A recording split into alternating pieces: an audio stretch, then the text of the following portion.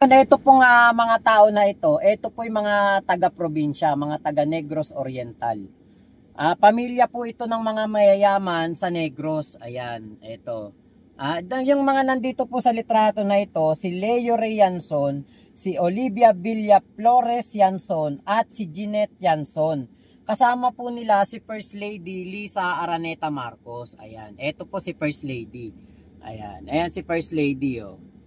Tapos ito si Leo Ray, ito si Olivia, tapos ito si Jeanette. Ngayon po, ito pong mga tao na ito, solid Duterte to.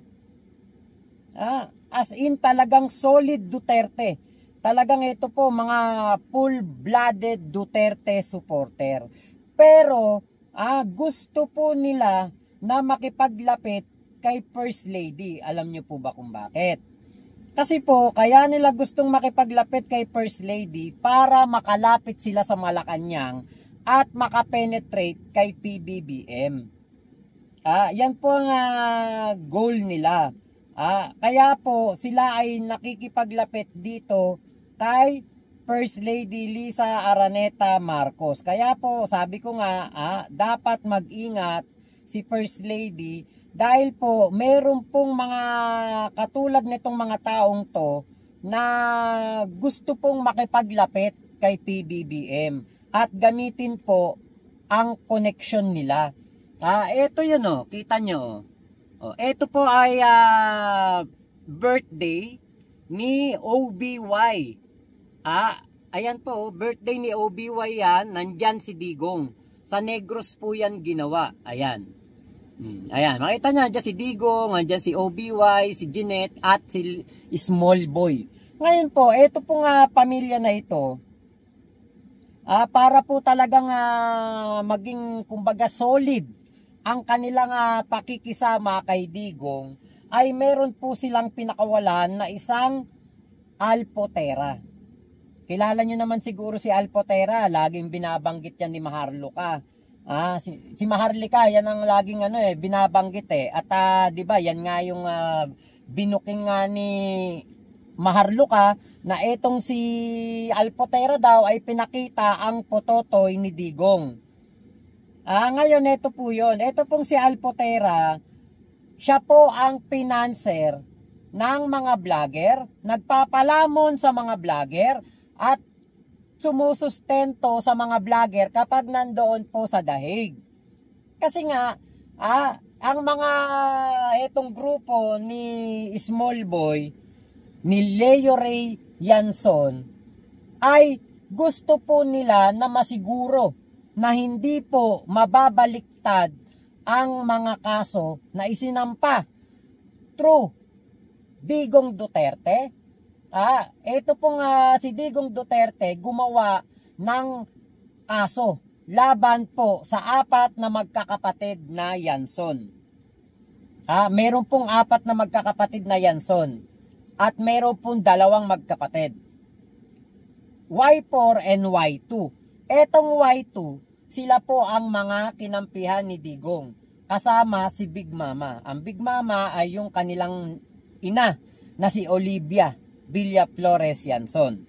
Ngayon, itong Y4, kinasuhan po ng no bail na kaso. Gawa-gawang kaso. Saan ka nakakita? Bus. Sarili mong bus. Sarili mong kumpanya. Nanakawin mo. Kakarnapin mo ang sasakyan mo. So yan po ay malaking katarantaduhan at gawa-gawang kaso lamang dito sa Y4. Kaya po itong Y2, kasama si Big Mama, sila po ay gusto nila na makalapit, makapenetrate kay PBBM through First Lady Lisa Marcos. Kaya lang po, syempre, alam nyo naman, alam ko naman matalino naman si First Lady. Yung mga ganitong galawan, mahalata naman kagad bigla na lang magkakaroon ng interes sa'yo makipagkaibigan, bigla na lang magkakaroon ng interes sa'yo na makipaglapit, makipagsosyalan. Kasi nga, ang gusto nila, masiguro na ang kanilang mga yaman na dapat ay mapunta din sa grupo ng Y4 ay gustong masolo nitong Y2. Kaya po, gusto nila na mamangka sa dalawang ilog. Kasi si Digong malabo nang makauwi, malabo nang makalaya, nabubulok sa kulungan. Si Sara Duterte hindi na magiging presidente sa 2028. Sirang-sira na ang papel ng mga Duterte. Kaya ngayon, namamangka sila sa dalawang ilog at gusto pong makalapit sa mga nasa gobyerno ngayon. Gustong makalapit kay PBBM. Bakit? Kasi baka nga naman katulad niyan, iba na ang ating ombudsman. Mapapalitan na rin yung mga tao sa Supreme Court. Hindi na hawak ni Digong ang mga tao diyan. Ngayon, kapag nangyari yan, na itong mga kaso ay nabaliktad at napatunayan na wala naman talagang pagkakasala ang grupo ng Y4, yari itong Y2 na ito at si Big Mama. Alam nila na gawa-gawa lamang tong kaso na to. Alam nila na gawa-gawang panggigipit lang to. Mga sakim po sa kayamanan. Kaya ang kanilang sinusustentuhan doon sa dahig si Alpotera. Etong si Alpotera, pinasok nila ng trabaho sa Malacanang through Digong para maging aid ni Digong. Para nga naman, kasi alam naman nila si Digong, mahilig sa chicks. Basta maganda. Basta nga posted, damitan mo, type ni Digong eh. Walang sinisino. Ngayon, para talagang mapatibay ang samahan ni Digong at ng Y2 kasama si Big Mama, ang kanilang parang inialay diyan si Alpotera na hanggang ngayon pinapakinabangan nila dahil nga etong si Alpotera hindi na tauhan ni Digong, wala nang sahod kay Digong, nandoon pa rin sa dahig. Kung maalala ninyo, nung bago isakay si Digong sa eroplano papunta po ng dahig, merong babaeng nasa video iyak ng iyak, nag-abot ng rosaryo kay Digong. Siya po yun, si Alpotera. At yan po ang ginagamit ngayon ng Y2 para makapenetrate at para po magkaroon ng kapit kay PBBM.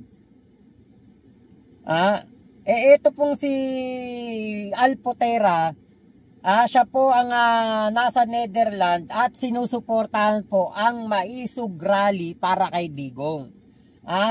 Ito pong ginagawa na ito ni Alpotera ay syempre para sa mga Y2, sa grupo ni Y2 at ni Big Mama.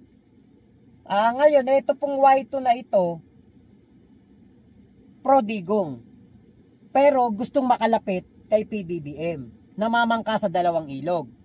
Ngayon, ito pong mga nakaraang panahon, sila din ay nagpipinance ng mga concert doon po sa Negros Occidental, sa Bacolod.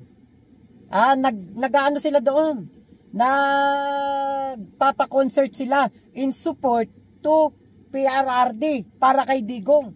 Pero lumalapit din sila kay First Lady Lisa Araneta Marcos. Diba? Kaya ito pong grupo na ito, desperado. Gustong-gusto nang makapenetrate, makalapit kay PBBM. Bakit? Lagapak na si Digong eh. Lagapak na si Digong. Wala nang power si Digong. Kapag lahat ng maestrado sa Supreme Court napalitan na, lalo nang mawawalan ng grab sa power si Digong.